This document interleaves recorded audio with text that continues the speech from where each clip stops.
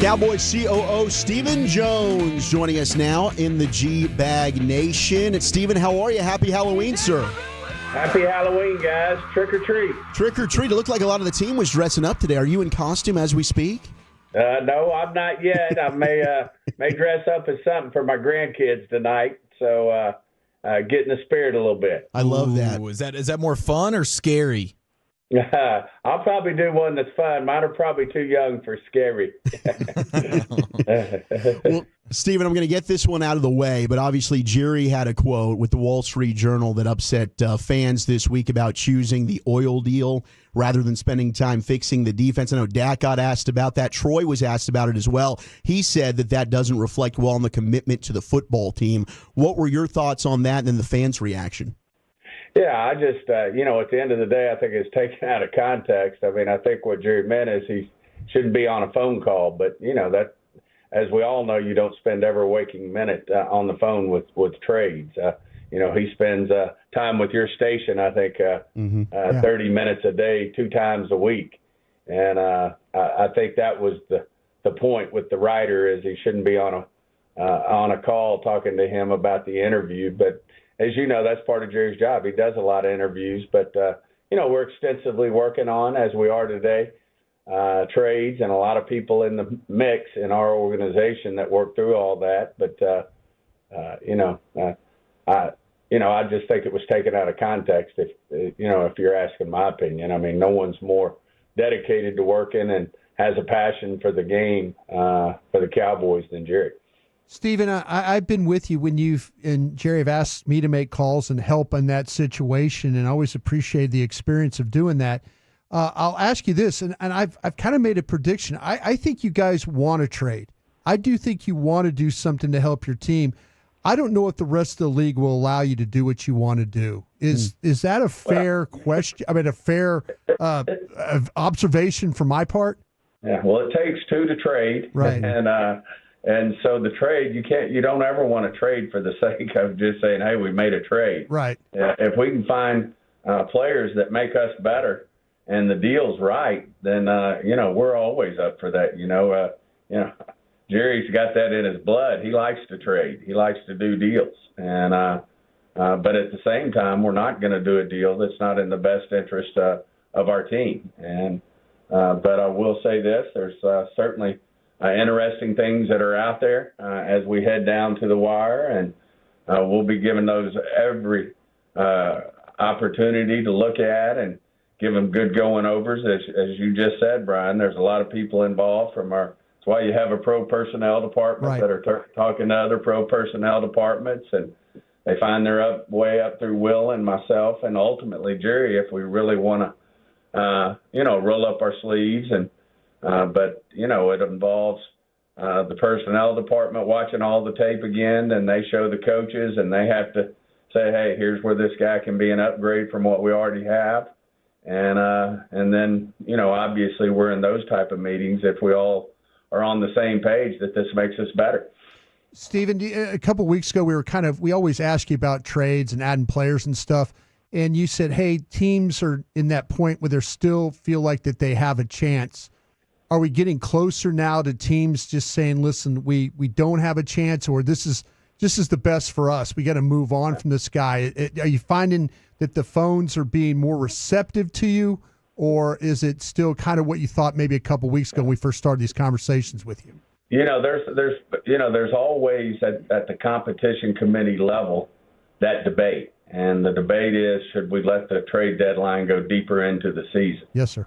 At the same time, you don't want people, giving away players and changing, having it really affect in a bad way the competitive nature of what everybody's done to put together a team. So there's a fine line there that you draw. But I will say the best way to say it is, thought it was real interesting today. You got the Ravens, who are a good team, 1-5. They win one game, and everybody agrees they're a really good football team and are back in the mix. Yeah. And so, it's just, at the end of the day, it's, there's, I think, one or two teams that have one loss, and everybody else has 2 or more, and so it's tight. And But at the same time, I do think a player, each team looks at their own situation and makes a decision. Hey, should we go ahead and take the value, get a pick, or should we trade a player for a player, whatever that trade may be? But there's a lot of things that go into one, and that's why ultimately trades can be very difficult to make. Stephen, last week, difficult against the Broncos, those inside three. We've been talking about it all week on their defensive line and stuff. Arizona presents some challenges as well. Kind of felt like it was unfortunate Cooper Beebe didn't play for you last week. Any kind of update? I know we got him as a full participant. Is it trending in the right direction for him against this Arizona inside three? Yeah, he was so close last week, and just made the decision it was in his best interest and long-term best interest not to play. But, at the end of the day, we fully expect him to go this week. Barring some setback, our normal Friday practice, which is a good practice, will be Saturday tomorrow. And, that'll be the final telltale. But, barring something unforeseen, I expect Cooper to play for us. Have you ever considered throwing the headset on, getting on the sidelines like the Ursay lady? No, I don't think so. But to each their own. Yeah. I mean, I don't know what her role is, and so I shouldn't speak to it. But I do know my role, and it doesn't need to have a headset on it. I would just love to see you tear into a referee one of these days, Stephen. You won't be seeing that. Stephen Jones with us on the Fan. Any other health updates? I know we all got nervous with Overshone yesterday leaving practice. How's he doing? Donovan Wilson, Diggs, etc. Everything's trending in a great direction for us from a health standpoint. Dono, Hooker, obviously Overshone had a little thumb issue. And if it's your thumb, it's not a little thumb issue, I'm sure. If it were mine, I'd say that damn thing hurts. Yeah. But, at the end of the day, dislocated, the top part of his thumb and was able to get right back out to practice. And he's trending in a great direction to play against Vegas. And so is Rebel. He's really doing some good things out there. And obviously it'd be great to see him keep coming along, and it looks like he is, and it looks like there's a good chance you'll see him joining our roster for the Vegas game. Stephen, how difficult is that then? And you've been a little bit up and down defensively. You've had some struggles. How difficult though is it? I know how coaches are. They like to kind of keep players. How difficult is that to navigate bringing guys back off injured lists when coaches want to keep guys because they feel like, hey, I don't have to worry about this guy if I play him in the game. Yeah, I mean, that's a fair point, Brian, and that all goes into the mix. But, as we've had our challenges on defense, Sure. and we need, we could use, we can use any help at any level. And whether it's, at the end of the day, this is our third coordinator in 3 years, and Eberflus is getting to know our personnel, and the personnel is understanding what Eberflus wants, and then there's just the pure deal. That's why we're considering trades, mainly on the defensive side of the ball, of just getting better in terms of improving your personnel. And it's nothing against the guys we have now. Sure. It's just if we get a chance, whether they come from PUP or IRDTR or via trade, if we can upgrade the roster, then we'll do it. With the lack of continuity at defensive coordinator, does that make it more likely that you'd hope that Flus would be here beyond this year? Oh, yeah. I mean, obviously, that's what you go into every situation. That's why you sign coaches to 3-year deals and head coaches to 5-year deals and 4-year deals. And, your hope is that it all works out. And certainly that's what we hope will happen, and that the situation, is going to continue to evolve, which I know it will. I mean, Coach Eberflus has been a high-end coach. He was a really top coordinator, obviously, there at Indianapolis, and to the point where it got him a head job in the NFL, which we all know is difficult. And then he had really good defenses in Chicago. So I know right now he's not satisfied with where we are. We're all have to be better as a team. All our players, all our coaches, all our executives, all ownership, everybody needs to look in the mirror and see where they can be better. When it comes to the deadline, assuming you get a dance partner here, how important would it be to get a player with multiple years of control versus just a guy that might be here for the remainder of the season as a rental? Yeah, I mean, a little bit that goes back to what Brian said. A lot of times the players they're willing to trade are the ones that that they don't have under contract, and they might be able to help us for this year. And, oh, by the way, it doesn't mean that we won't sign them, re-sign them once we get them here. And, players tend to want to stay here, and we feel good about our chances if they come in here and have a good experience of keeping them. But, usually it's hard to get the guys who are under contract for the right number. Usually those teams want to keep those players, and it is difficult to break those guys out. So a lot of times you are looking at guys who, maybe have just this year left. But, that'll be part of it, and then we'll see what happens from there.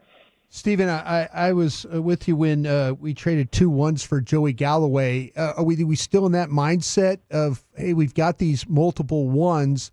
Are we still, if it comes to be the right type of player, are we committed to going that route again if we have to?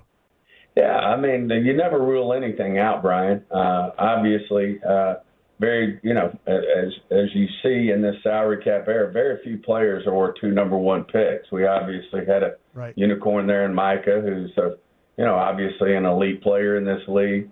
Most of the time it's tied to quarterbacks. I don't know that you would see the 2 1s, that type of thing for most players. But but no, if a very unique situation came along and everything added up, then you never say never. But I do think there's very, very, very, very few players in this league that are worth 2 1s. Stephen Jones with us here on The Fan.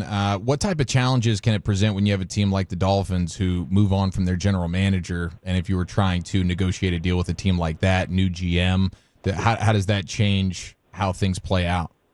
Well, every situation is different when a GM steps down, and obviously I got nothing but respect for Chris Greer. He serves on the competition committee with me, and I just think he's outstanding. But that's tough, and get in tough situations there. I think he's been at Miami for 26 years, so I know how tough that has to be on ownership, on the decision makers to make a decision like that. But every situation's different. Sometimes people want to stand pat. Sometimes people carry on because you got a great situation in place and a great staff in place, and I'm sure Chris did, and they keep with their strategy in terms of that ownership's probably been on board with as they've talked through this trade situation, and they're going to have a guy in place that I'm sure is going to execute. And more times than not, I say they usually stick with the conversations they've been having. What do you think about the legacy of Kyler Murray, Stephen, at AT&T Stadium? Well documented. He's never lost. I know you're a big high school football fan like we are. He kind of just elevates his game in that place. Yeah, well, the guy's probably one, if not the best, one of the best high school players, to ever play, especially if you take into an account winning, which, by the way, is line one for a quarterback, is winning championships. And certainly he did that at Allen.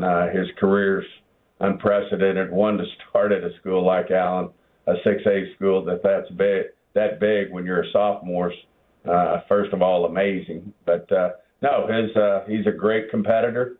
His record obviously speaks for itself, and he's a tough guy to beat when you line up against him. And have nothing but respect for him. I actually played against his father at A&M when I was in college, and he's a top-notch guy who's coached lots of quarterbacks, not just his son, but lots of great quarterbacks in Texas, and have nothing but respect for the Murray family and what they stand for. Any chance you can give us a hint on the positions maybe you're looking at with these trades? It's probably somewhere on defense, and at the end of the day, we're obviously looking for ways to improve that there, and we've got to continue to be more consistent and execute, and I do think we'll get better, and hopefully there's an opportunity to improve the team between now and Tuesday. Well, we appreciate you being gracious with your time, sir. Enjoy the night with the family. We'll catch up with you soon. Great being on with you guys. Thank you.